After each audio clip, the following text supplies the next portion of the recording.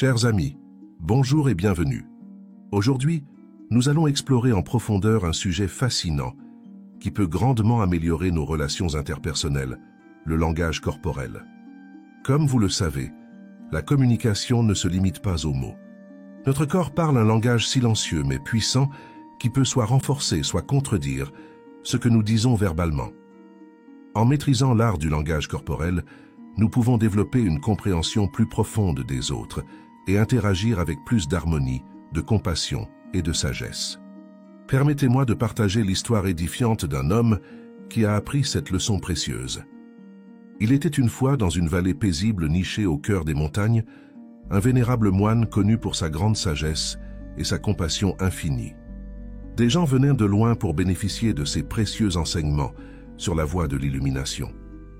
Un jour, un homme au visage défait et au cœur lourd franchit les portes du monastère. Ses yeux étaient emplis de tristesse, de doute et de méfiance accumulés au fil des années.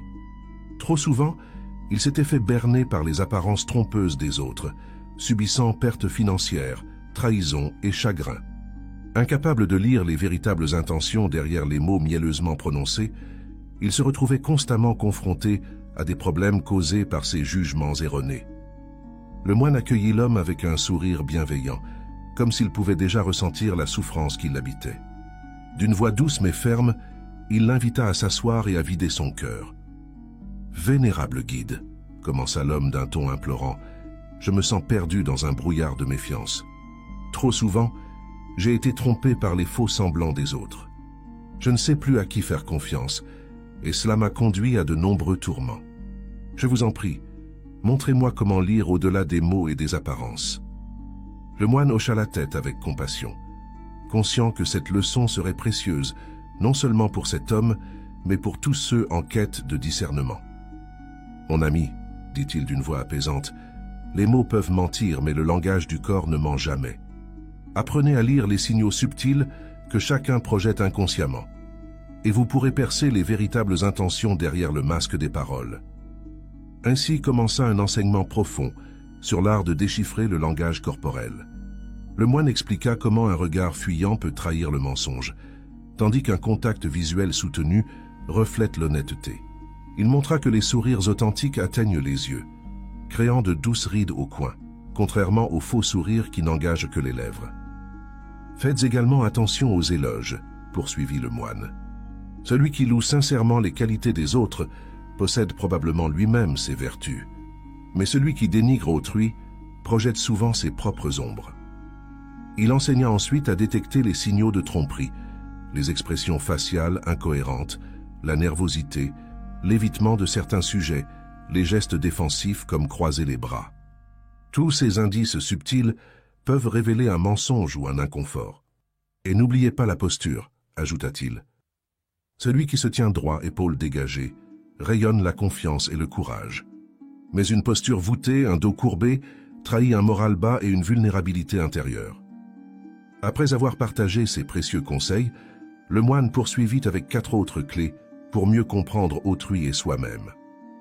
Premièrement, faites confiance à votre intuition, cette sagesse intérieure qui vous guide au-delà des mots. Deuxièmement, cultivez l'empathie et la compassion pour voir le monde à travers les yeux des autres.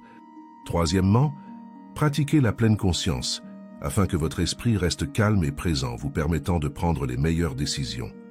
Et enfin, n'ayez pas peur de demander conseil aux sages lorsque le doute persiste. À mesure que les paroles du moine imprégnaient son cœur, l'homme sentit un poids s'alléger de ses épaules. Les larmes aux yeux, il s'inclina avec une profonde gratitude, déterminé à mettre en pratique ses enseignements précieux. Au fil des jours, des semaines et des mois, l'homme cultiva ses leçons avec assiduité. Peu à peu, un voile se leva sur les véritables intentions des gens autour de lui. Il n'était plus accablé par une méfiance constante, mais guidé par un discernement éclairé. Ses relations s'épanouirent dans l'honnêteté et l'authenticité, apportant paix et joie dans son cœur. Ainsi, par la sagesse du vénérable moine, l'homme put enfin lire au-delà des mots trompeurs et des masques superficiels pour embrasser la vérité au plus profond des êtres. Une vérité qui l'avait libéré de ses chaînes de méfiance, ouvrant la voie vers une vie de compréhension, de sécurité et d'harmonie. le moine a partagé des enseignements si précieux sur la façon de lire et d'interpréter les signaux non-verbaux. Approfondissons ces points clés ensemble pour vous aider à maîtriser cette compétence essentielle. La sagesse du langage corporel. Comme l'a souligné le moine, bien que les mots soient importants, les actions parlent encore plus fort. Jusqu'à 93% de notre communication est non-verbale, englobant notre langage corporel, nos expressions faciales, notre ton de voix et même l'énergie générée par nos pensées et émotions. Dans les enseignements bouddhistes, on considère que le corps et l'esprit sont intimement liés. Nos pensées et émotions intérieures se manifestent naturellement à travers notre physique. En cultivant une plus grande conscience de cette connexion, nous pouvons aligner notre communication non verbale avec nos véritables intentions. La pleine conscience, une pratique centrale du bouddhisme, nous aide à rester ancrés dans le moment présent et à observer nos signaux corporels avec discernement. Cela nous permet de communiquer avec plus d'authenticité et de compassion. Lire les signaux non-verbaux. Le contact visuel. Un contact visuel soutenu montre l'engagement, l'honnêteté et l'ouverture d'esprit. Éviter le regard peut indiquer un malaise, un manque de sincérité ou même de la honte. Cependant, dans certaines cultures, un contact visuel trop intense peut être perçu comme irrespectueux ou agressif. La clé est de trouver un juste équilibre. Le sourire, un vrai sourire appelé sourire Duchenne, atteint les yeux et crée des rides au coin des yeux. Un faux sourire n'engage que les lèvres et peut cacher des émotions négatives. Dans la tradition zen, un sourire authentique émane d'un cœur paisible et bienveillant. Les éloges. Si quelqu'un fait l'éloge des autres, louant leurs qualités positives, il est probable qu'il possède lui-même ces traits vertueux. Mais s'il dénigre ou critique constamment les autres, méfiez-vous, car cela peut refléter ses propres insécurités. Expressions et gestes. Des expressions faciales incohérentes, de la nervosité, l'évitement de certains sujets ou des gestes défensifs comme croiser les bras peuvent suggérer un mensonge ou un inconfort. Soyez attentifs à ces signaux contradictoires. La posture. Une posture droite, les épaules dégagées, indique un moral élevé, de la confiance et du courage. Une posture voûtée ou affaissée suggère un moral bas, de la vulnérabilité. Dans la méditation zen, une posture stable favorise la vigilance. Conseil supplémentaire. Faites confiance à votre intuition, cette sagesse intérieure qui vous guide au-delà des mots. Notre esprit subconscient capte de nombreux signaux subtils que notre conscience rationnelle peut manquer. Cultivez l'empathie et la compassion pour vraiment comprendre le point de vue des autres. Essayez de vous mettre à leur place, d'imaginer leurs émotions et leurs motivations. Cela favorise la compréhension mutuelle. Pratiquez la pleine conscience pour rester ancré dans l'instant présent. Lorsque votre esprit est calme et attentif, vous prenez de meilleures décisions et répondez aux autres avec plus de sagesse. En cas de doute ou d'incompréhension, n'ayez pas peur de demander des éclaircissements de manière respectueuse. Poser des questions ouvertes permet de dissiper les malentendus. Rappelez-vous l'impermanence de la vie. Nos relations sont précieuses et éphémères. Plutôt que de vous focaliser sur le changement des autres, appréciez les moments présents avec gratitude. Le pouvoir de la parole bienveillante. Au-delà du langage corporel, le bouddhisme met également l'accent sur l'élocution bienveillante, une forme de communication verbale empreinte de bonté, d'honnêteté et de sagesse. Avant de parler, interrogez-vous. Mes paroles sont-elles vraies? Sont-elles nécessaires? Sont-elles bienveillantes? Évitez les paroles blessantes, les mensonges, la médisance et les bavardages inutiles. Que vos mots apportent la paix et la compréhension.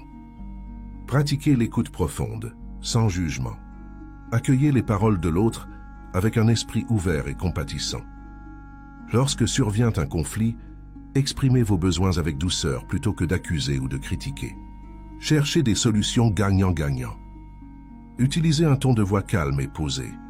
Vos vibrations influencent l'atmosphère et peuvent apaiser ou tendre une situation. Comme l'a dit le Bouddha, les paroles bien dites sont un joyau rare. Elles apportent le bonheur à celui qui les dit et à ceux qui les écoutent. Conclusion. Le langage corporel et la parole bienveillante sont des outils puissants pour améliorer notre compréhension mutuelle et créer plus d'harmonie dans nos vies et dans le monde. En appliquant ces enseignements avec sagesse, discernement et un cœur ouvert, nous pouvons transformer nos relations, résoudre les conflits et apporter la paix autour de nous. N'oubliez pas, amis bouddhistes, la véritable sagesse réside dans un esprit attentif et un cœur compatissant. Que cette exploration du langage corporel vous inspire à cultiver ces qualités précieuses sur votre chemin vers l'éveil. Alors prenons un instant, ici et maintenant, pour respirer profondément et nous rappeler l'interconnexion de tous les êtres. Puissions-nous communiquer avec bienveillance, dans le respect de notre nature véritable, pour le bien de tous. Si vous avez apprécié ce contenu, n'hésitez pas à liker, commenter et partager cette vidéo. Et abonnez-vous à notre chaîne pour plus d'enseignements enrichissants. Merci de votre attention bienveillante et que la paix soit avec vous.